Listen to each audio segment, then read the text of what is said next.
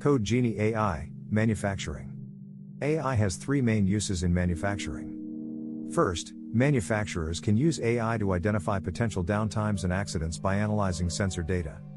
In this regard, AI agents can allow manufacturers to predict when and if equipment fails. This way, they can schedule maintenance to occur before the failure occurs. Second, industrial robots can help automate repetitive tasks in factories, preventing or minimizing human error in the process. By leveraging manufacturing robots, organizations can shift employees' focus to more productive areas. Third, manufacturing companies can use AI to design digital twins. As virtual representations of real-world products, digital twins help organizations to improve their understanding of their products. Companies can experiment with digital twins in future actions to test various performance metrics. Please click the subscribe button below if you enjoyed this video. Visit us at codegenie.ai.